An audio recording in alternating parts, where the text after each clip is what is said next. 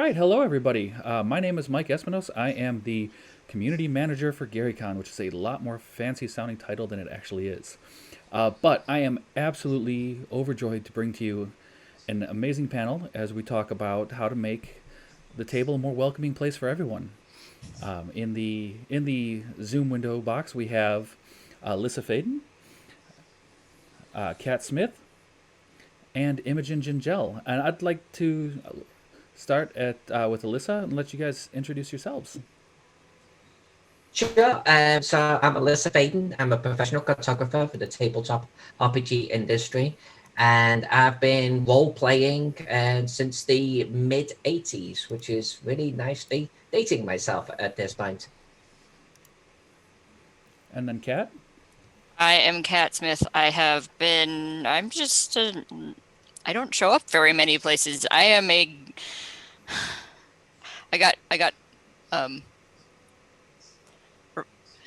roped into being GaryCon staff, and I am a Discord moderator on the GaryCon official Discord.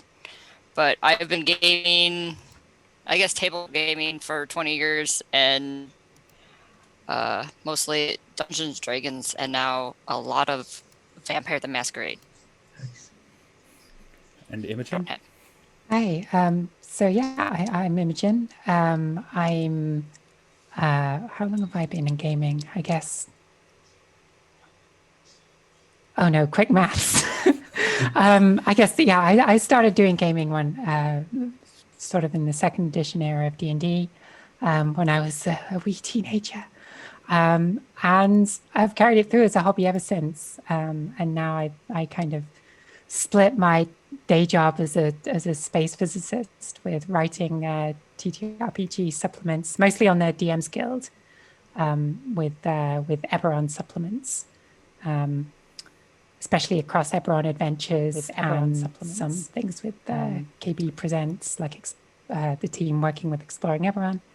And I do the Manifest Zone podcast as well, which explores Eberron campaign setting for D&D and other systems.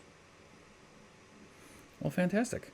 I guess the first question that I have, and I'll be moderating. By the way, I didn't say how long I've been gaming. I've been gaming since second edition in the early '90s, and that's a lot longer ago than I remember it being. And I've played everything from Vampire the Masquerade to D&D to, God, I want to say Robotech at some point. It feels like I've played a little bit of everything. But the first question I have is, as a DM, and I'm running a game either at a friendly local game store or at a convention, what is something that I can do to make it clear that my table is safe for everyone to be at? Well, I guess I'll break the ice on this one. I have run a couple of games at conventions, and I've had the good fortune as well from having other GMs actually give me some advice. And one of the first things that I will do, I tend to be a little bit of a Call of Cthulhu nut. I started with Dungeons and Dragons, but nowadays it's a lot of Call of Cthulhu and Cthulhu Invictus. So there's a horror element to mine. So I actually have a good reason right at the beginning of the game to explain that it is a safe environment. I want it to be safe for everyone. And if anyone is uncomfortable with that, then safe environment, I want it to be safe for everyone. Leave the table right now. But I actually do hand everyone a little card that they can, at any point, and I tell them this, just if something happens in the game, whether it be due to another player or what's going on in the game itself, just hold up the card. There's no judgment, and we'll stop the game right there, and we'll correct whatever issue is coming up.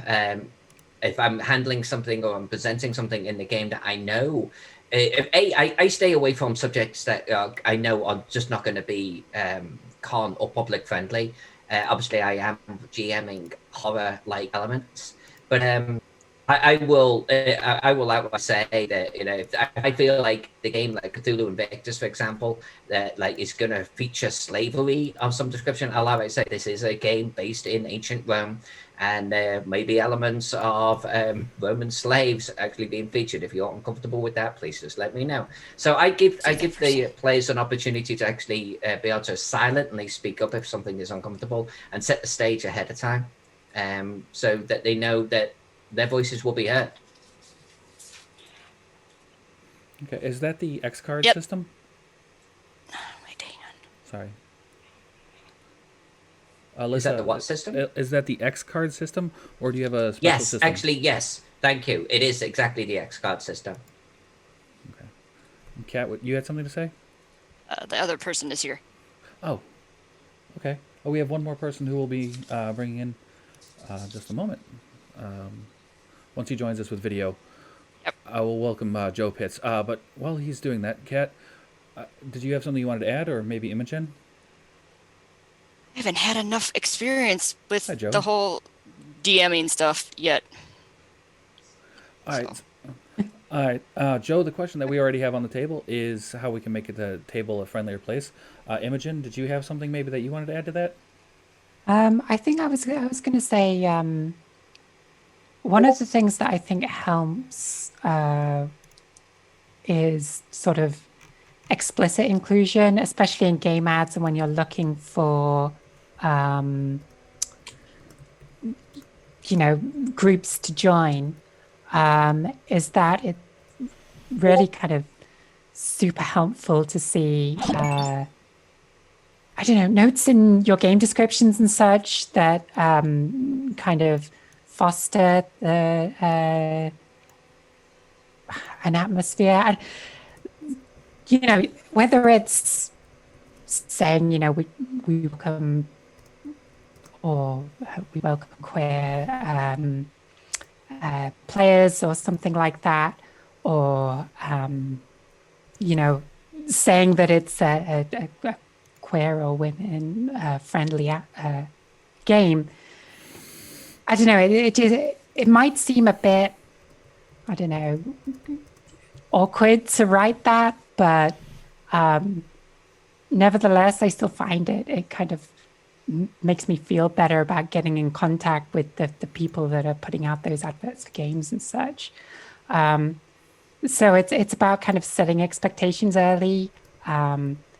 So you're not gonna put a few sessions into a gaming group you think are going to be fun, and then they disappoint you somewhere down the road or something like that.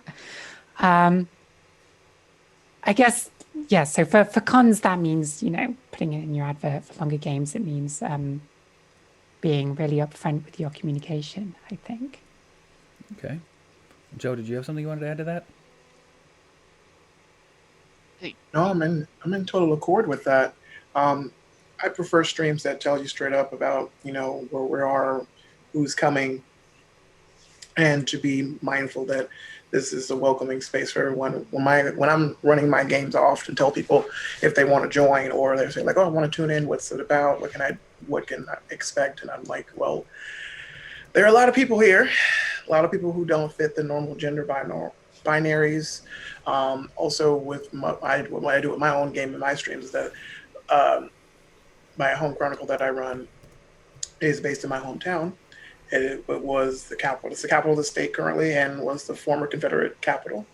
So I tell people like this is where we're at, as well as the city itself is majority Black. So a lot of people that people run into in the space are people of color, and I want that to not necessarily be the focus point, but I want to say that other games don't have to fit what people consider to be the default in my game. And what I usually try to play and characters when people invite me into games is that they never tend to be the default. They're always a little bit of extra to show that we're here too, and we like to have fun and play games as well. Okay. This brings forth the idea of having people that are neurodiverse on tables then too, because Yes, you might have to deal with somebody who is knitting on your table. And if that bothers you, bring it up. I don't know, bring it to them. But for the most part, all the times that I've DM'd, it's been like a year and a half since I've DM'd anything. That's why I couldn't think of anything off the top of my head. I'm getting ready to. I'm building a game right now. I've told Ooh. Joe about it before. It's coming along. I'll talk to you about it later. But Yes. I'm excited. Mike also knows about it too, and I'll talk to the other two ladies here about it. But being aware of people that are in the neurodiverse on your table. I'm on the autistic spectrum. I didn't get diagnosed until I was 36. So. And it happens. It And happens it, to the rest of us. yeah, so I will do like the knitting thing will happen because I don't want to pick at my fingers or do other type of stimming to distract from the game.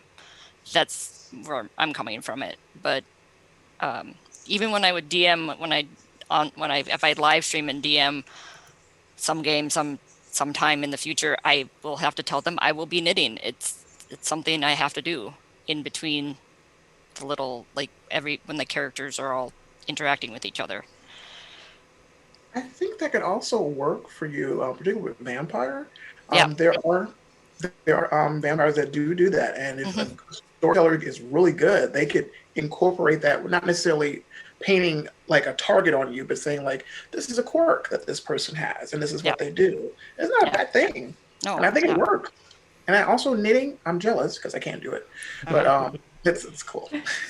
Now, I like to knit gifts for people. I realized I started by jumping to how can we advertise our table being safe, but I don't think I asked the question, what does having a safe environment for gaming mean to you? Who first? It's not a small question, I know. I think it means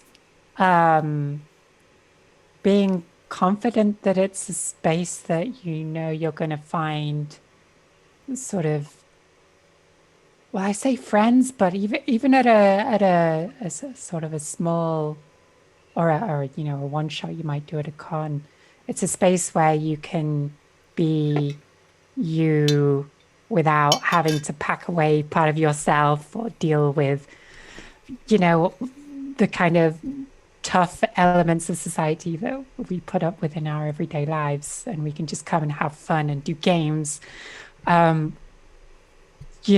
without having to I don't know, worry that someone's gonna make homophobic or transphobic jokes or something like that, and then you're just like, oh no, I've wasted my time again. Well, it's like no matter who you are in life, I think that table moment, that gaming experience, whether it be 4 hours, 8 hours, or whatever it is, we're there to game. We're there to detach from reality for a while, and we need to feel completely at ease, right? To be able to do that. And honestly, it doesn't matter who you are. It doesn't matter if you're knitting. It doesn't matter about your race, ethnicity. It doesn't matter about your gender. For me, you should feel absolutely home at that table and completely at ease. And if you're not, then certainly as a GM myself, I'm going to try to move heaven and high water to ensure that you feel at ease. And for the next 4 to 8 hours or so, I can gently drive you insane through a Call of Cthulhu game. But that's me as a GM. And I want all of my players I want to see them happy. I want to see them calm. I want to see them enjoying the game. I want to see them immersed in the game. And that requires nothing about real life can possibly interfere with that in any way, shape, or form. And a lot of that originates with me because I set the tone at the table. And it's on me then to ensure that I am watching the other players. I'm listening to them. I'm listening to their body language. And that there's no possible environment where another player isn't in that calm spot. And honestly, that could be as simple as a belligerent player talking over all of the other players, just at the simplest of levels, because that can, in and of itself, affect other players, sometimes on a very deep level. So that, for me, is what a safe table is, a safe environment. Is that It's that time when you can truly, truly, truly be yourself, like Imogen said, and really let the inner role-playing person come out. That's the only table I'm interested in being at. That's awesome. It's really cool. That's something I have actually had to learn to do because there's an experience that people didn't bring it towards me as a DM. I had to realize that happened, and now I really want to change it. So when I finally start DMing again, I can be more mindful of my players' choices in their games. So I will admit to that it has happened to me as And I think it's okay for it to happen, because the more you GM, particularly in conventions or anything like that, the more that you are going to you're going to GM for a wide diversity of other people. And it is inevitable that there is going to be some point in time when something doesn't go right, even if you don't realize it at the time. And if you learn from that, if you hear that something did not go correctly, and it doesn't matter what it is, and one of the other players or multiple players were adversely affected by that, that to me is a learning opportunity, right? You know, it's okay to mess up in life, and this applies to absolutely anything, as long as you learn and grow. And that applies to GMing as well. And so the more you GM, the more we can grow from that, and the better table we can run, and the safer table we can run. But it does require that learning and to onboard that and go, damn it, I didn't see that happen. I could have done it this way instead. This is what I would do next time. And bring that in and bring that into your repertoire. I always do that with mine after I do. Usually when I get ready to start the game, I always ask, are there any comments or to make and any issues you have so we can resolve it before game? And if we can, we'll try to suss it out. And then after the game is over, I always do aftercare. I always ask, how's everyone's feeling? Are you okay? How did this feel? Did you not like this? So I can do better. And I'll often always ask my players, ST feedback. Tell me how I did. Were you uncomfortable? Did I do this? Did I do that? And what I appreciate, which I probably shouldn't have opened the door, is that they've been very honest with me about, and it was like, well, Joe, you know, I didn't like that. And I was like, all right. And I take it down and I make sure I'm like, all right, this is an issue. Let's correct this and go forward with that. And that has been a chef's kiss experience. And so far, and I will admit, because we are human, we will continue, we will make mistakes all the time, and we will grow from that. And as long as you recognize that this was a mistake, and like, all right, let's not do it again or go around that path to reach that point again. Yeah. I see there's a question. What is a good way to change the setting, like as in from the like built-in racism with like in Shadowrun or other D&D games toward orcs? I'm going to answer this because I've changed something. This is in the same game that I talked about, not in the same game, but in the same universe of the game that I had built for a D&D game, the first D&D game that I DM'd. I had everybody treated orcs like I was like, what did I have it? I had it set up where the orcs were essentially the world's greatest chefs and bakers in my D&D universe. You couldn't go anywhere without going anywhere without a chef that was an orc, and they had the best food possible. Of course, there's other little like pop-up shops. Like I had tacos in my game, taco stands everywhere. Tacos are amazing. Sorry. Yeah, there were taco stands in my D&D universe because I homebrewed it.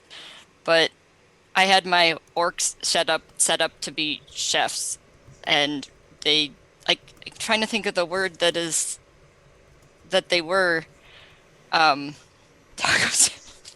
Sorry, I'm reading chat at the same time. That's okay. Don't do that to yourself. So, like, yeah, there's built-in racism. I'm aware of that in D&D and Shadowrun in those games, but I've modified the games that I had run where I was like tried to, what is the right word? I can't say like negate it because it existed still, but it wasn't as strong. Did you confront it? We did confront it. There was an instance I had to play a xenophobic town, and that was the hardest DMing I ever had to do because it just made me feel disgusting. It Oh, was boy. the grossest feeling I had to do as a DM, and I was like, I don't want to do that again, but I'm glad I did it. As a, Go ahead. I was gonna say, Yeah. as a big Eberron nerd, huge Eberron nerd, which is why I reached out to Imogen. I know that they've done something similar with Eberron, where they've changed how the races are treated, and that was awesome. Yeah. I'm sure she would So- love to speak to that instead of me. Mhm. Yeah, I think one of the most important things in kind of solving that issue is you can still kind of, if your players want to, you can still confront issues like racism or colonialism in your games and in your settings. Yep. Of course, with the consent of the players. Yeah. But when you're writing that into your story, you have to, or your setting, you have to be sort of conscious of the way that's being written. And part of that is, I think you want to center those kinds of stories on the people rather than the kind of the people doing the bad thing. I'm trying to say, like, for example, if you wanted to look at orcs in Eberron, you want to make sure that the story of orcs is written by and for and about orcs Mhm. and all their strengths and weaknesses, their histories, their legends, and everything. And you don't want to shuffle them off and write about them from the perspective of everyone else. It might seem a bit of a trap to write as a kind of a human-centric, from a human-centric perspective, when the game manuals don't have to be that limited. So you're not writing, the far continents or the distant marches from a colonialist perspective, but from the perspective of the people in those spaces, I suppose. And then you can address, what happens if someone else comes along. But it's important to have those stories too. Yeah. I'm trying to. Eberron got brought up, so I could wax lyrical for forever about Eberron. But one of the kind of the classic stories there is a region called Kubara, which is a sort of peninsula that sits out to one side of Eberron's sort of main continent across some mountains. And the story there is you could look back in third edition, and the story there was written from the perspective of the sort of the Five Nations, which is the main block. It's written from the perspective of during the war that was happening on that main continent. There were settlers and colonizers moving out to escape the war to settle these lands that they discovered were inhabited by lizard folk. And it took a couple of editions and a few iterations for the real story to be told from the lizard folk perspective. So as the setting stands now, there's this wonderful narrative of all the lizard folk histories and stuff. And I wish that had been told, 15 years ago now as well.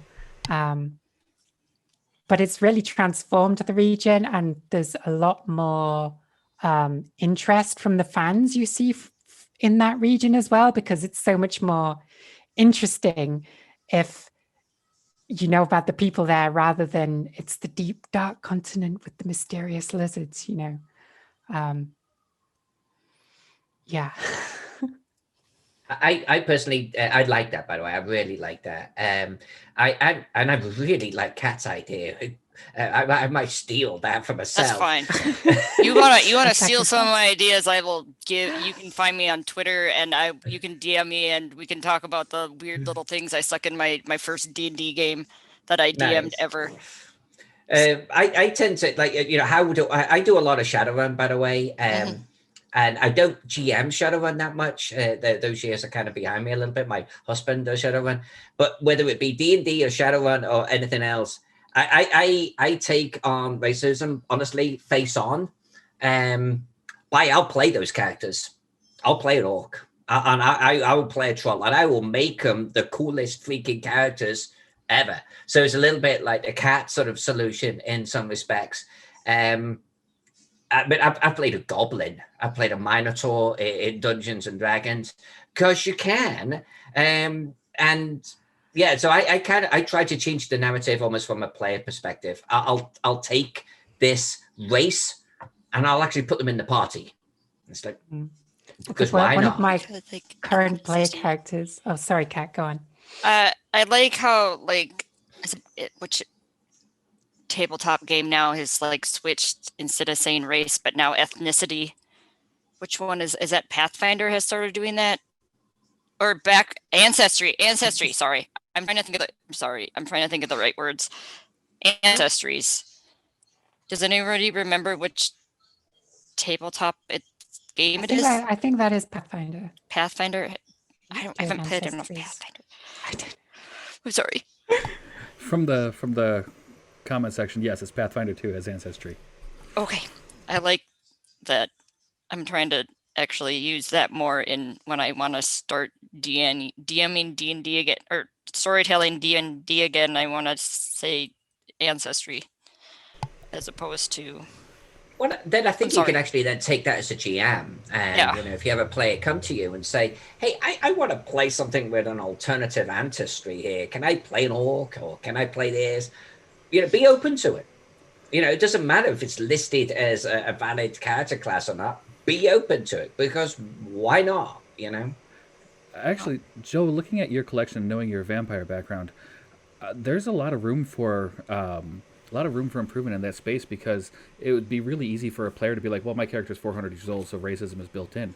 How would you address that in that kind of setting? Ooh. That's a good question.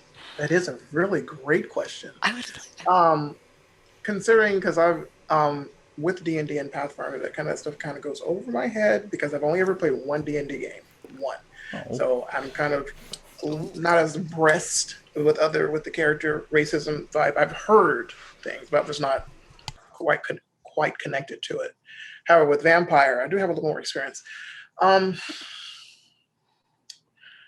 I did have a player at one time. He was being honest, he was a slave owner, and he asked me, would that be okay? I said, that's fine, but again, this is modern nights. You have to be mindful of what you're saying. And well, that turned out it didn't work out with him, so that's another topic for another day. But I do have a NPC character who is a Baron, because if you know about vampire, the Iron Hour movement, she is of that time, and oh boy, she's one of the people that I've asked people to sign off on because of how she speaks to people. And when I explain her to people, I always say she's the Karen before it was a Karen. She was Karen before it was a thing. She was a plantation owner's daughter, and she was embraced for her business sense. And she has let that part of herself go, but she speaks to people not in a racial tone, but in a clan tone. Because she's of the one, if you're familiar with vampire, the clan Ventru, the business people, the wealthy people. So she kind of looks down at others would be considered the lower clans, and she makes comments, but she never says like anything racial. And she'll make the phrase, "I'm not this, my friends are XYZ." But with 400-year-old characters, I choose really actually not to run those because they tend to be OP for no reason, and they come with a lot of baggage. So I often tell my players, I was like, they can only be so many 100 years old. Anything past, anything before the beginning of the United States is like, I can't do it, because then I would have to do even more research than I would already know to do that. Just make it a little easier for myself. Okay. Probably did not answer the question, but I tried. No, you're fine. You're fine. What are some steps in the right direction that the gaming world has made towards towards inclusivity and accessibility in gaming? Praise the game industry. It's not all bad. I know. Yeah, it's not It's a all work bad. in progress. It is. I agree with that the most. It's a work in progress. There are. Well, I'll speak about a little bit for Vampire. Um, Vampire has come a long way too. With I'm thinking particularly with two of the clans. They're called Assamites and the Ravnos clan. Mm, Now, the Assamites are from the Middle East, and what would happen if they would eat other vampires, and their skin would get black, and that was the curse of just turning black. And then that they have now, I think, changed that around so it doesn't feel like that. And they're no longer called the Assamites; they're called the Banu Hakim. And then the Ravnos clan, content warning, they were considered to be gypsies, and they changed that to them just to being wanderers, to not associate Romani people with Clan Ravnos. And I was like, okay. And apparently in the community that made a bit of a stink because they were like, well, this is how it's always been. And I'm like, just because that's how it's always been doesn't mean it doesn't have room to change. So considering that what happened with Vampire recently with the release of V5 is that it needed a refresh. Yes, it And did. now it needed a refresh badly. And I'm glad that they did that. So, and it's now more so not necessarily about the clans, it's about the additions, because you have the people that like V5, like me, because it was easier for me to dive into versus the people who did V20, who know all this extra stuff. And that has been something that I thought was pretty interesting. They are trying. I like to tag someone. His name is Lore by Night. Yes. Yes. And he is a really, really good person. He has mentioned, I think he's on the autistic scale as well. Yeah, he is. He released I want to say it's a Google Drive doc of a wheelchair. Yeah. I'm It's like Wheelchair by Night. I have it yes, somewhere. wheelchair for characters who are disabled. And I was like, and I said, this is so good because it's people who are have a physical disability that's visual are often left out of a lot of tabletop games and other games in general. And there are people who do have actual non-visible disabilities that are often left out as well. And I've often, particularly, I am known for one of my vampire characters who is of the Malkavian clan, the people who have mental disorders. And I chose to play him not necessarily with a mental disorder because people who tend to use that clan often do it so plainly in your face, like, look, I'm a crazy person. Yeah. And it's not, for my character, he has a personality disorder. He wears a crown everywhere he goes. He has the ability, he's like, look at me. I want you to look at me, but then don't pay attention to me because I'm afraid. And I was like, I researched the heck out of him and what I wanted to do with him. And I had been tapped by a couple people. It was like, how do you do that and not make, how did you do that without making it? So a fishmalk is what they call it in the community. And I said, I listened to people. They do. They call them fishmalks. I know what they are. Yeah, and like some people don't. But I was like, I didn't want him to be that. I wanted him to have. Sorry. Okay. Okay. Got a combination of But yes. DTM and D&D players in here, so. But yes. I see. But yeah, Yes. no, Malkavian's actually something that worries me because it does does revert to tropes frequently. That was the word I wanted to use because I tried to not do any tropes with him. I just wanted him to be, he wears like a dinner jacket. He has a crown on. His backstory, he was a former slave, but he was able to buy himself out with freedom. And then he was embraced into a Malkavian clan and has since accepted modernity. He has a cell phone. He is a TikToker. Like Nice. if you ever find my TikTok, he's on there. He likes to do all the little dances and stuff, and that's how he became very popular. And then people were like, "Oh, wow, this is a Malkavian?" I said, "Yes."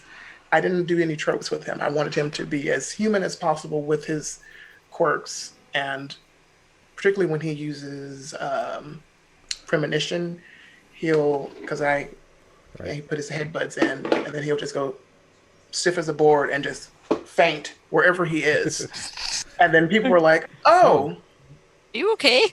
Can I help you? yeah." I had in one game, they were like hovering over me. It was like, "Is he dead?" And I was like, "No," but that's something I wanted to say about that. Sorry, I took up too much time. Oh, you're fine. Oh, You're no. good.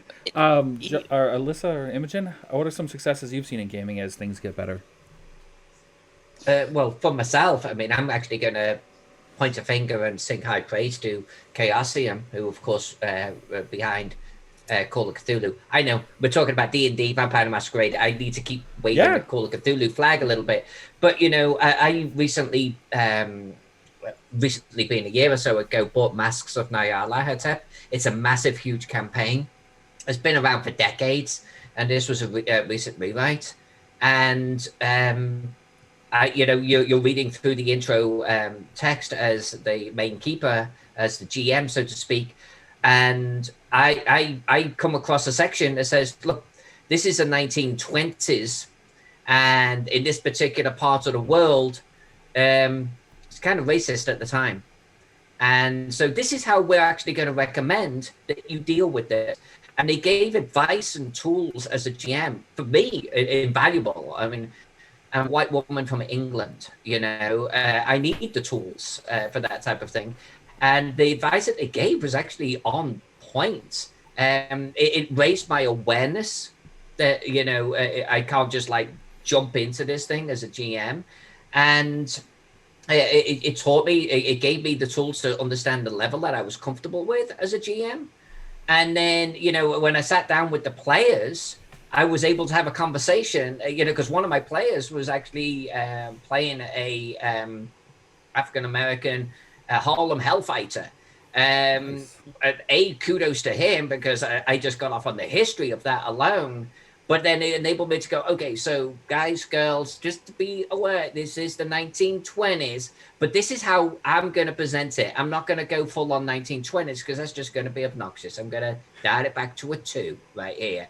And that was honestly all because of Chaosium. So I want to say, I mean, if you look at their early works, I'll almost guarantee, and I don't know this for sure because I don't want to open my box set, but like their first release of Masks of Nyarlathotep, I'd be very surprised if this even came up as a subject. You look at their recent version now, it's right there. They dedicate several pages to it. So I think that is a success. A work in progress, but a success. I love that. Work in progress. That's amazing. Because it is. Imogen? I think from sort of the RPG sphere that I've been embedded in, one of the best things I think for D&D content creation has been sort of monetized platforms like the DMs Guild, because what they allow is for fan creators to push into a space that, you know, of being able to mutually promote each other, and but allows the fans and the writers putting together these the kind of products you see on that platform to push the boundaries, to improve the writing for these things faster than you might see from you know, the larger corporate writers like Wizards of the Coast, for example. So you see people writing adventures which include a page or two about safety tools or content warnings, and including those in product descriptions and everything. So the DMs, I mean, Alyssa was sort of saying similar things, but it's giving the DMs reading these projects the kind of the tools and the links to those tools, you know, including hyperlinks to you know, everywhere across the web to advice and shortcuts and all these things to make the table a better place to play. So yeah, I guess the the takeaway is pay attention to fan creators as well as the big publishers, because often there's an amount of trailblazing happening in those communities, which is always lovely to see. Now, Imogen, you brought up something that makes me want to ask a question. What role do you think that sensitivity reading, having a sensitivity reader in the creation process, do you think it is? How do you think that plays into the creation process, and how can we improve that? I think I'll say on the sensitivity reader thing. I mean, I've never heard from someone say they regret hiring a sensitivity reader. I've always heard people say it's made my writing better. It's a fantastic investment in yourself and your own ideas as well, and it kind of broadens your outlook on the themes that you're writing, and it kind of makes sure you're not tripping over any spaces where you don't have that specialized knowledge. And the kind of the best time to include sensitivity reading in your creative process was yesterday. And today is the second best time, or however that saying goes. But if you ever feel like, you're writing something and you think, I'm not sure, should I get a sensitivity reader for this topic? The answer is almost certainly yes, because you're already thinking about, I don't want to make a mistake here. So absolutely recommended. And start early, I suppose, are the key points there. I'm going to add on to something, and the thing with Joe, because he brought it up as well. The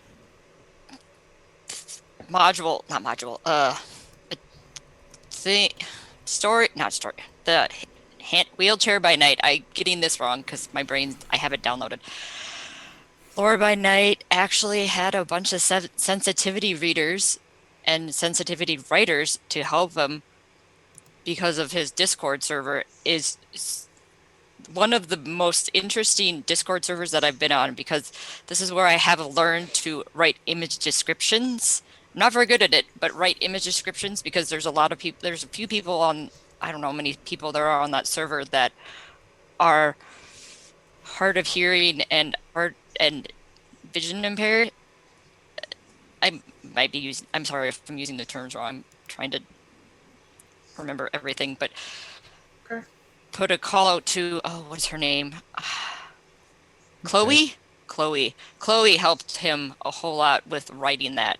And she's the one that has getting me writing like image descriptions. So when you bring up the idea of having a sensitivity reader on modules that you're writing, can be very useful. Oh yeah. So, I mean, additionally, just adding image descriptions or any sort of accessibility things is a huge help to everybody. In fact, I did an accessibility panel earlier, and it didn't come up, but I mean, they self-advocated, and I think advocacy is important. But Oddball Mage on Twitch asks a great question. I'm gonna read it as best I can. As someone who is more socially awkward and hasn't known many non-straight people, I want everyone to feel safe, but I know I'd get extra awkward because I'd worry about offending someone. Would it be best to try and say something at the start, or just do my best to apologize when I stick my foot in my mouth? I will say that, to paraphrase this question in my own world, as a straight white man, when I'm asking people to join the inclusivity panel, I kind of felt weird. I'm like, hey, I'm sending you an email because I got to collect them all, and that just made me feel very weird.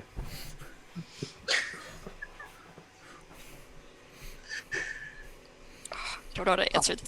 Go ahead. That is an interesting and a very fair question. I will say this. I'm a gay black man from the United States. What my experience has been when it comes to the table is that I guess with being open and honest about about the situation, because there are a lot of people who are socially awkward as well, and that's perfectly fine. But you don't have to, like, if you mess up, you mess up. You own that, and you try to do better. But constantly apologizing for putting your foot in your mouth, as you said, is I don't think it's very, I don't think it's necessary in that context. I think if you ask and ask where people are comfortable with and where when they set a red line, don't cross it. And if that's the line they don't want to cross, do not push the envelope. Do not ask. Do not go forward. Like earlier before I came in, I apologize for my tardiness. Computer updated, because as computers do. The red card system. I had it when a game I wanted to say with Vancouver by Night. One of the characters mentioned it's a red card, and I was like, oh, okay, that was, and I immediately knew, drop it, switch to something else, and keep the story going. And if you can do it pretty well, people will not even notice that that's happened. Because when I saw that pop up, I was like, all right, let me switch this around so it doesn't look like I'm being mean. My character is being unnecessarily mean. But be honest with your players that you're coming to the table. Tell them that I'm new to this. My experiences are limited, but everyone at the table is welcome, and you are safe here. And if we make mistakes, we will deal with them, and we'll keep going.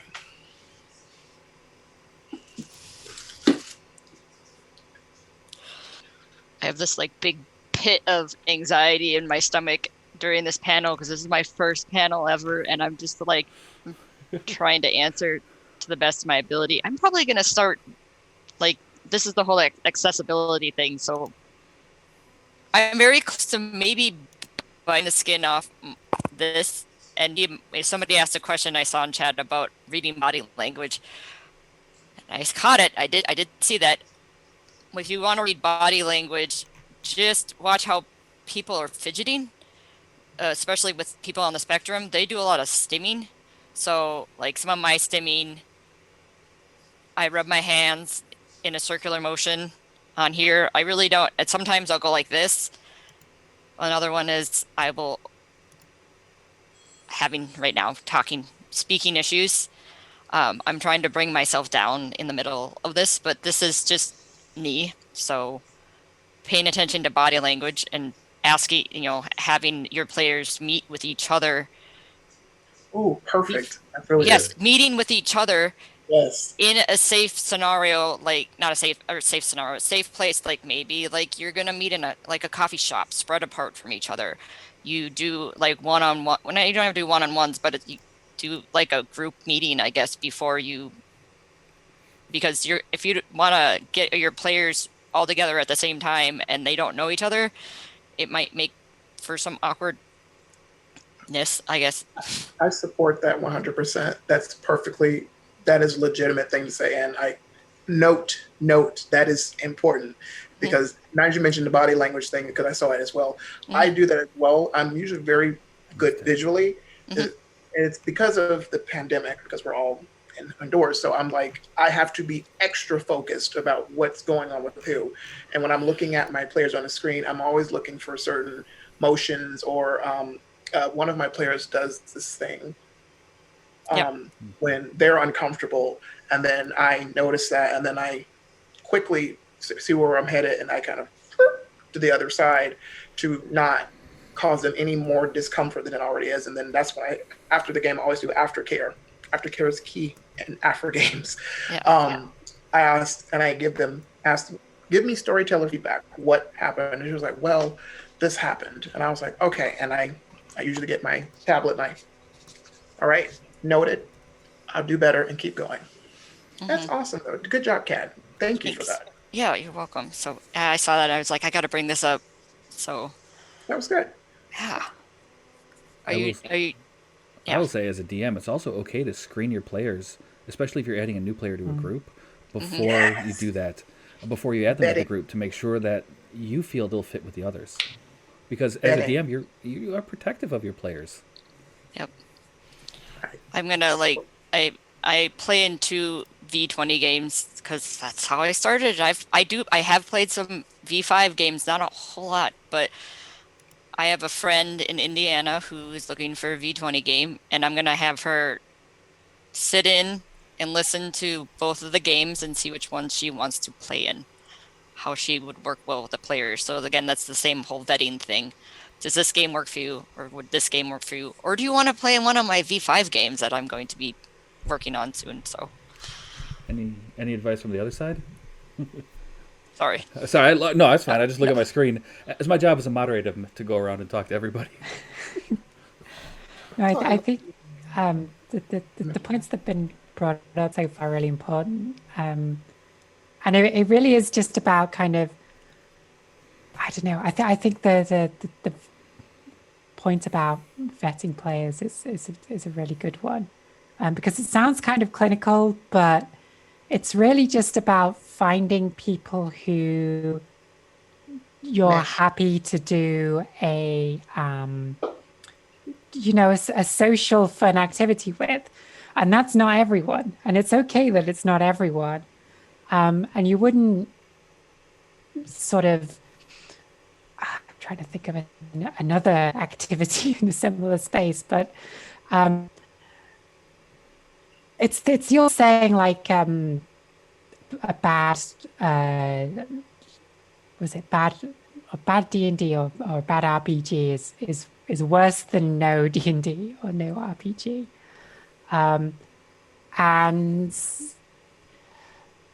yeah, I guess it's just remember it's a game between people and not a game between computer screens or screens like this, if you're sat far away from each other. People aren't there to be actors in a play. People are there to have fun. And if the primary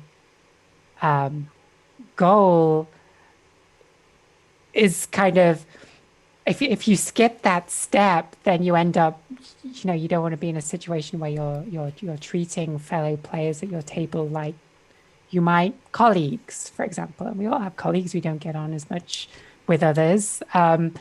But, there's kind of formal structures in there where, you have stuff to do and you get on with it anyway. But the table is not that kind of space. So, yeah, remember the players as people first. And even if you make mistakes then, you make mistakes with your friends. It happens. And yeah, if you're approaching the table from that point of view as an atmosphere of a game with friends, then it's harder to go wrong, I think. I think maybe I ended up with a point there somewhere, but... well, no, but you're raising a really good point. I mean, ultimately, at the end of the day, I don't even consider vetting, to use a really harsh word, to be optional. It's not optional. You should. We need to remember that this isn't like going to a party and doing some polite socializing with complete strangers. Oh, what lovely weather we're having recently. What do you do for a job? This is so much beyond that. This is hanging out for 4 to 8 hours, or longer if you're hardcore, I guess. And honestly, opening up a little bit. If we're gonna role play in front of each other. If we're gonna really get down into the true inner selves, it becomes way more personal, right? And at the end of the day, you have to get along with everyone at the table. You just do. And I think at the very least, if we're talking about we're beyond conventions at this point, we're beyond obviously sort of running games on a temporary sort of basis. We're talking about potentially inviting someone into your own home. It's certainly someone's home potentially, and your inner circle of very dear friends that you are capable of role playing in front of. Then you need to sit down with folks, and I love the idea Kat had of have them sit in and watch a game and sort of see if it's a good fit or not. But even before then, we will meet potential players at a restaurant or something. We'll get a bite of to eat, we'll get a drink, and we'll hang out and we'll chill. We'll tell them what type of game we're running and who we are. Let them get to sort of interact with us a little bit. Are we a good fit for them? Are they a good fit for us? And afterwards, the group kind of goes away and says, well, what do you think? Do you think they're a good fit or not? And I think you've got to do something like that. I have done the method when I first moved to Portland of, like, you jump into a group. There was something like 10 people at the time. And very, very quick, it was like a meetup thing. I mean, it was like dating for D&D. And we all got together, and it's like, it's random now. It's random if you're even going to get along or not. And like within one session, 2 people dropped out. They just weren't fitting in. Another session later, another person dropped out. And it's like, if once you've got a stable-ish group going on, don't inflict that chance on yourself. Meet up with them first. Talk to them. See if you get a good vibe off them or not. Let them have an opportunity to talk and sort of say, hey, I like to knit at the table. Is that a problem or not? No, it's not. By the way, I have a player who knits at a table. I have a player who actually makes full-on freaking armor at the table from time to time with little rings of metal. And it's like, you know what? That's his shtick. I know he's not listening to me as a GM. That's his thing. And it's cool. And so it gives that person an opportunity to even bring this up. Hey, is it okay if I, knit at the table or something like that?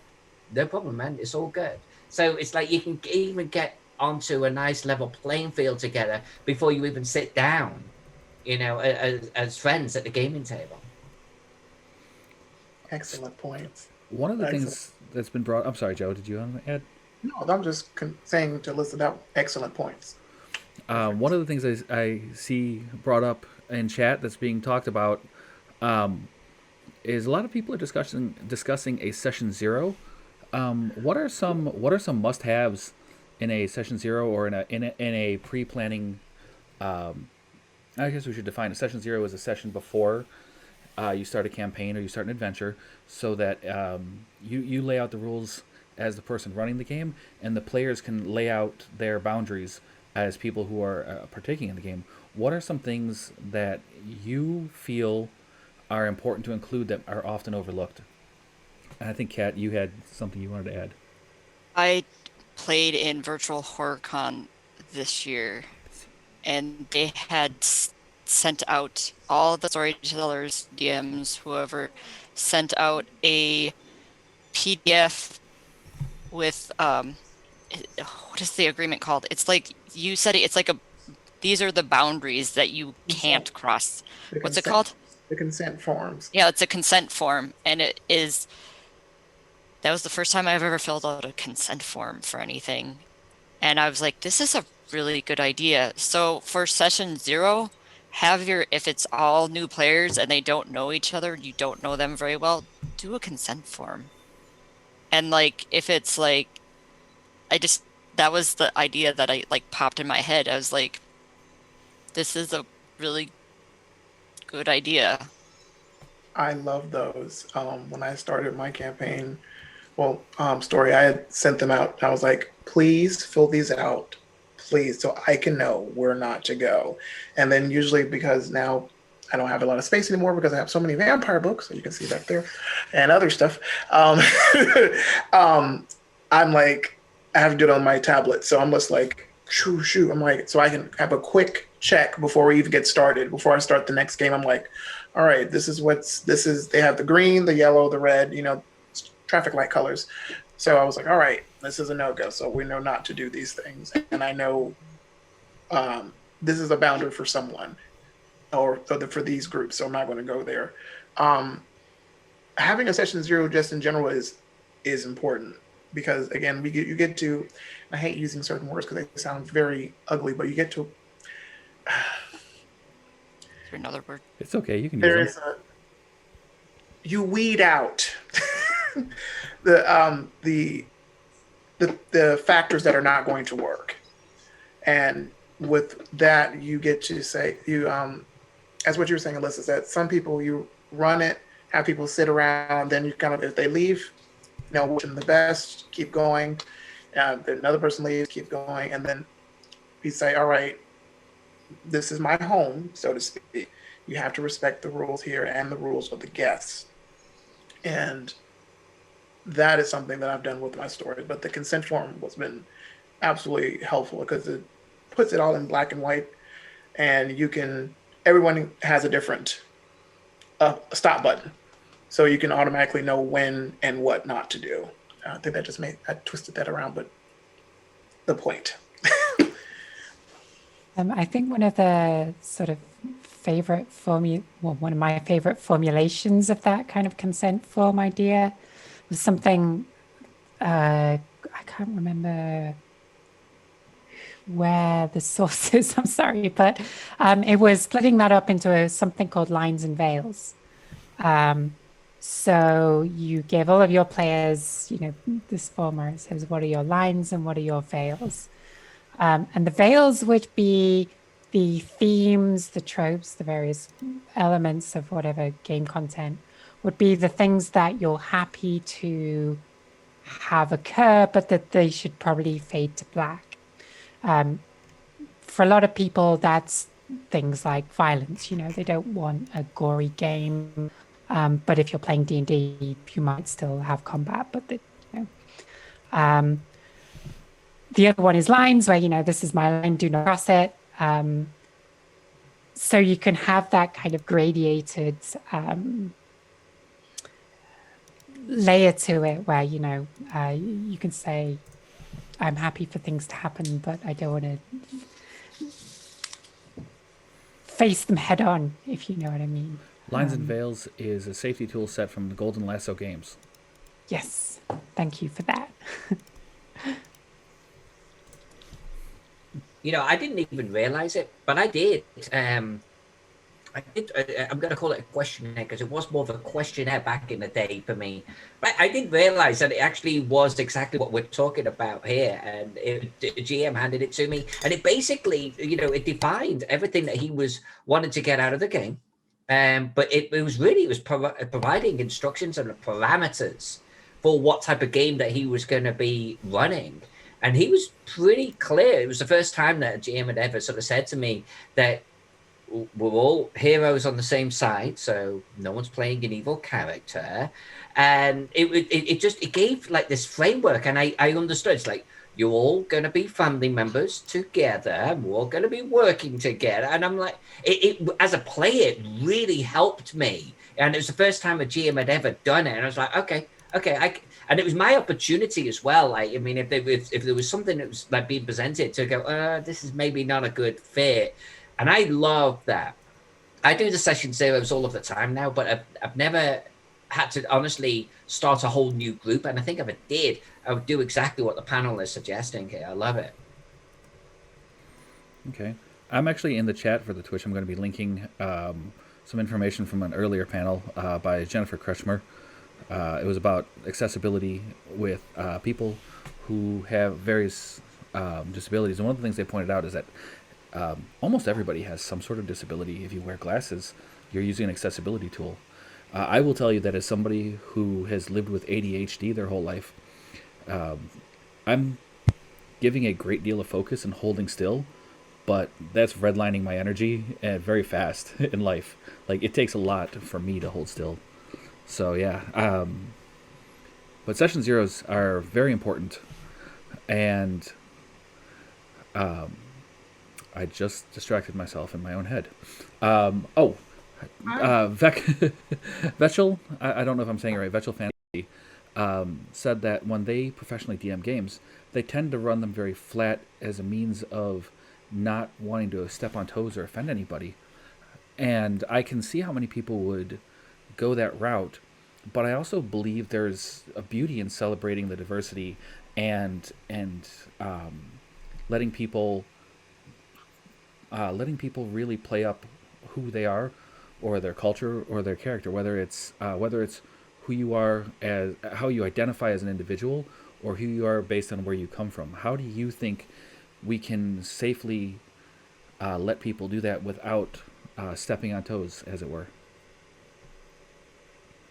I think from my perspective, I would always prefer to play at a table where a game master or a player tries some representation, and maybe they make a stumble or two, rather than so long as they're willing to learn and discuss and improve and so on.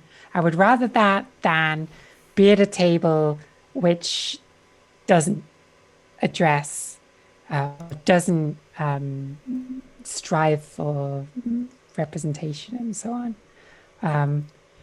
So I guess part of it is kind of,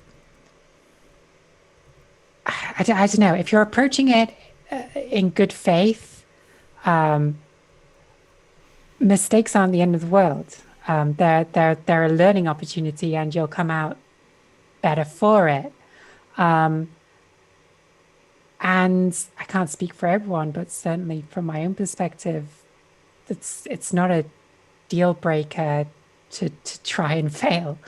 Otherwise, how would anyone get better if we weren't allowing that?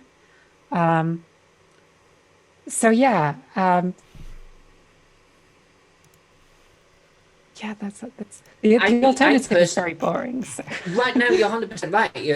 You actually used the word I didn't want to use, but you're right. It's potentially boring. I mean, if you do what we've been talking about here, where you set up a safe place, you're watching your table, you're watching the body language, you do what Joe suggested, 40 minutes ago or so, where it's like, okay, so how did I do? And you can even do that via email or something, so people feel like they can open up. And then we also mentioned learn from it. Be open as a GM to learn and to grow. And I think as long as you're compassionate and empathic, you're gonna understand the where you need to throttle back a little bit. I don't need to go full on Hills of Eyes horror into my description level here to get the point across of a particular scene. I can throttle it back a little bit. But if you've done your session 0, if you've done your, you've sat down and even potentially had a little questionnaire with players about what type of game they want to have, and do they have any sort of disabilities or anxieties, etc. And as long as you're open and you onboard all of that, and then you're running your games, and you see, Kat over there is actually, you see that maybe she's beginning to rub her palm. She's getting a little bit, you could even be after the session, email her, sit down, have a Zoom or whatever, talk it through. Maybe Kat sort of says, well, that scene where you would describe, it kind of was getting a little bit too graphic. As a GM, don't sit there and go, well, too bad, because I'm what they call Cthulhu. No, wrong reaction. Just be open to it. Say, Kat, thanks so much for bringing this to my attention. I really appreciate that. You onboard it, you bring it forward into your next game, you can throttle that back. But there may be other areas where you can go full on 11, on the scale, 11 out of 10, on something else, and all of the players are having an absolute performance with it. I would not, though, I'll everything down to a 2, just to be sure, because that's almost like. I get that. I get that reaction. I truly do. But it's like, that's the whole point of sitting down with players at the sessions. That's the whole point of setting up your game. That's the whole point of meeting people ahead of bringing them into a group. It's so you can learn what they want to get out of a game, out of a group. Do we have any limits here? I've got this dot of light on me that's driving me nuts. What are we? If you go through all of these preliminary steps, you're going to start to feel comfortable in areas that you can then start to play in. I mean, I'll be right out. I'm gonna use my Mask of Nyarlathotep, and I'm just gonna play in my head right now that I've got Joe sitting at the table, and I know that we're about to play in freaking 1920s America. Well, you know what I'm not going to do? Full on 1920s America, because it's going to offend the living crap out of Joe. I mean, and I'm probably going to have a conversation with him up front. So I think there are some obvious things that you can do, and all of the steps that we have been talking about here, to at least let yourself off the leash a little bit here, and then just be constantly open to feedback from players and seek feedback from players, because sometimes they're not going to give it to you willingly. You've got to go and ask, just like Joe was talking about. I love that. That's perfect. I I try think not. you and I, Joe, are going to get along. We need to find each other in the social sphere somehow. That's perfectly fine. I'm available in all places. That's that. All of that. I don't even know how to even I can jump on that because that I was don't perfect. either. That was perfect I want because to play in a Call of Cthulhu game with you now. I have never played, and I've I've been played asked to, once. but it never time never set itself up so I could play it because I was always confused about how it would actually work. And I've only ever done Vampire and I've done D&D, and I have not tapped the other role playing games yet. Also, I could also say with that for the DM GM Storyteller. ST diagram is also what Alyssa says. Just you don't have to do it at a 2. Just talk with your players, make sure that they are comfortable where we're going. And as you said, also it's like if it's 1920s, it's 1920s, but you don't have to go full into the 1920s in the United States because oh my god, it was awful. And the 20s was not a good time for anyone in the United States. Historically, I'm just going off what I remember because it was not a good time. But those issues do exist, and be mindful of that. Don't go into it not at least abreast of something. Just going full into it and then just people are like, oh, okay, I'm getting off this train, and you're not sure why. But also, I do that when people have issues. I say, text me, email me, or call, and we can talk about it. And I've had, particularly with one of my players, we've had several hours of talking because she was like, I like this and I love this and I hated you when that happened. And I was like, okay, hate's a very strong word. Tell me what I could do. And she was like, well, this. And I was like, all right. And we worked on it. And so far, so good. So yeah, enjoy your table. Also remember, as it's been said, you're there to have fun. This is supposed to be fun for everybody involved, including you, who is telling the story or DMing or GM.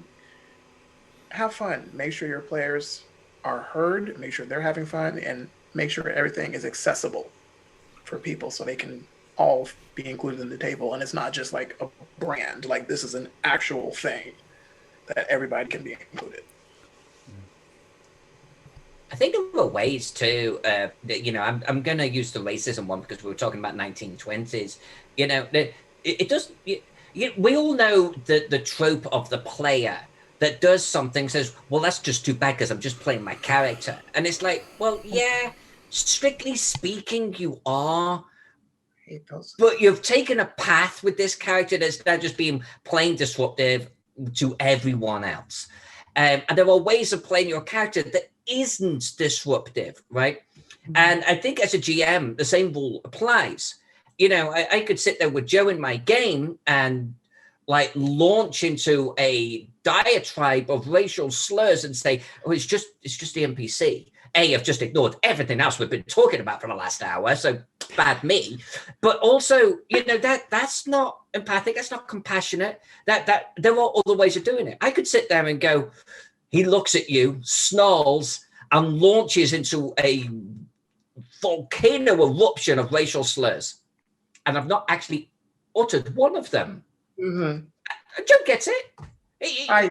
He's got it going on in his head, but I haven't had to go there. I haven't had to actually pull it right on the table. So, and you could do that almost with any subject in a game. If you want to describe some horror, you can describe horror. But again, you don't have to go do some kind of violence porn description on your players. Right. You just don't need to do that. You can just simply say, this is one of the worst, bloodiest sights that you have ever witnessed in your life. Give me a sample. That brings up that point about I told you about that character I had in my game who was the Karen before it was Karen's. Her name is Myra, and I say that she's not racist, she's clanist, and she will look down at the other, what she calls the lesser people, because they're not her, and she doesn't say anything ever racial. It's just that she says, well, you and your kind, just we don't really mesh well. The Ventru and gang girls. It just doesn't seem to make any bit of sense. And the way that I have portrayed her as this, I guess, for a worldwide audience, that genteel Southern white woman belle of the antebellum South with the big skirts and her house having a name, very Gone with the Wind, but she is so removed from that because she's now in the modern nights, and that's how she still speaks, but she never utters anything ugly. But my players after the game, they quote from one of my players, I really don't like that bitch. End quote, because of how the body language I do is with her. She's very kind of poised, and when she considers you lower, I do subtle things. She kind of looks down at you and just, sure. And I find out that my players absolutely abhor her because of how she speaks to people.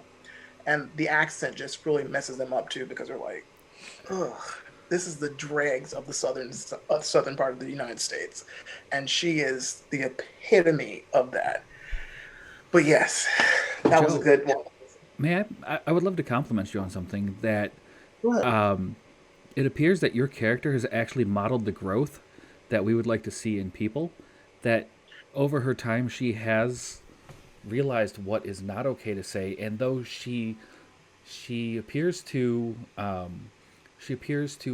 have not forgotten or denied her past. She appears to have learned how to grow, and it may not be perfect, but is at least modeling improvement. When I wrote her specifically, and everybody that has seen her will come on stream, they've also noticed is that because of when she was alive and then she died, she still had that. She had to watch the world evolve around her. And at some points in the story that they're putting upload on YouTube now as we're speaking, she made a comment about, well, at one time we had that awful war with Lincoln, and it just completely changed the way the world was. And now I have to deal with all of this new nonsense. And she did have to adapt. Also, with the city currently setting, it's majority Black city. So she has to see Black people around her all times, and they're not in the roles for when she was around. And she has accepted that, because she also has in her backstory, she has this weird story because stay tuned if you ever want to find out. But she was considered low class for who she chose to partner herself around with. I'll just say that. And let that sit. Well, I do think it's important, though, to model the behaviors that we would like to see our players exhibit. And I would love to talk more about that, but we have to respect our panelists' time. And so I want to bring this down for landing. And I'd like for you all to tell people if you have anything else that you'd like to add that we didn't get to, and tell the viewers where they can find you if they would like to continue the conversation. You want to start with Alyssa, where we started at the beginning? Sure. So, I'll just tell you where you can actually find me, to Alyssa Faden on Facebook, Twitter, Instagram, even TikTok. Don't go there. So just Alyssa Faden, AlyssaFaden.com. It has all my social media links on there. Find me, and you're going to find that I keep all of the hate of the world out of everything that I talk about. I just try to talk all about the positive things, the fun things, and I love to lavish in with buckets of history and old photos. And I would love to hang out. And on that note, I do want to say that this is an incredible hobby that we're in. And I don't care what version of a game you're playing, or what game you're playing, or if it's homebrew or not, or if it's something that a friend came up with in the last 5 minutes. If you're sitting down at a table with friends having an incredible time, you're my type of people, period. And I hope that you go forth, you play on, and that you try to ensure that the gaming table that you're at, whether you're a player or a GM, is one of the safest places and the most comfortable places that a human being can be at. Because to be honest with you, the world out there is horrible. I was going to use some profanity, so you can probably imagine. It's not a nice place. And the table is our refuge. And it's been my refuge for decades now. It's a place where we don't think about bills. We don't think about politics. We're not thinking about the horrors and the hate that's going on in the world right now. It's a place where we escape. And I would hope that this panel has helped you a little bit with some ideas as a GM or a player with how you can help facilitate that a little bit, whether it be for you or the players around you or maybe a new player. And I wish you the very best in gaming, and I love you for it. All right. And then, Kat, would you like to go ahead and tell people anything you have to say and where they can find you? I can be found on Twitter, Instagram, and TikTok if you feel like it, as Dead and Glow. And you see me type, and that is how you spell my name, but I'll put it on there. And I post a lot about random stuff and a lot of game, particularly Vampire the Masquerade stuff now. I do talk a little bit about Dungeons and Dragons, but you can find some of my knitting stuff on there too, so. All right. And then, Imogen? You can find me, where would be the best place? So my Twitter is ILGingel. That's GINGELL, if you want to know how to spell my surname. I've also got a website at imogen.space, which has a list of all the things I've written on it. So yeah, feel free to follow me or message me on Twitter. It's always great to meet you people and make games together. And then Joe? All right, it's my turn. All right. Hi, everybody. My name is Joe Pitts, better known as DJ Toreador. My Twitter handle is NOLA, NOLA _Fanger, FANGER, like Fang Banger from True Blood, which is where it comes from. I run an Anarch-based Vampire the Masquerade V5 Edition Chronicle, homebrewed by myself, with some of my friends in my hometown of Montgomery, Alabama. That page, that's our Twitter page is River Region STU. If you want to follow around, find out some of the characters that are there, pictures of some of the people that I mentioned, particularly Myra. The Instagram is River Region Studios on Instagram. I'm also, my personal Instagram is Joe_Schmo88. I post selfies, random vampire stuff, food, which is not popular anymore like it used to be. Selfies. What else? Yeah, vampire stuff, cool selfies, talk about other things that are impacting the world, not necessarily bad things, but I live in the United States, and this is currently one of the most politically hot times in the country since the civil rights movement. So there are instances of that, talking about that in this country and what's impacting American citizens and the world. That sounds really, really overboard, but I'm just saying. But hey, I'm on Twitter. That's where you can find me the most. Other people have said to find my Facebook. I'm not giving that one out, but if you find me on Facebook, add me, because a lot of people found me and added me, so I'm tickled by that. I love everybody on this panel. I love what I'm being invited here. Thank you guys for having me. And if you guys have questions about Vampire the Masquerade or making characters or how to do a session 0, whatever you're comfortable asking, or even telling me, because some people actually come out to me all of a sudden. So I tend to draw that, so that's cool. But yeah, add me. I'm there. All right. And as I said before, I'm Mike Espinos. Nobody's ever actually looking to talk to me. Most people are looking to talk to GaryCon, and you can find me through all the GaryCon stuff.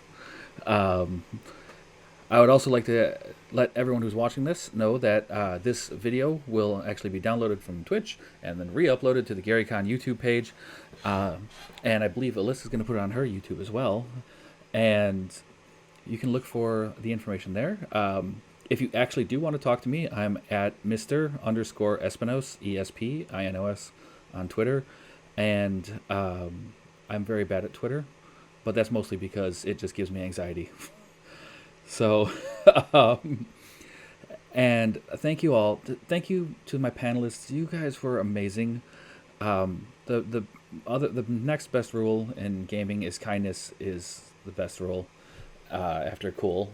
And then I just want everybody to have a great day. And the more we game, the more friends we make. So thank you and have a good one. Bye. Bye, everybody. Don't Okay. get lost in the night.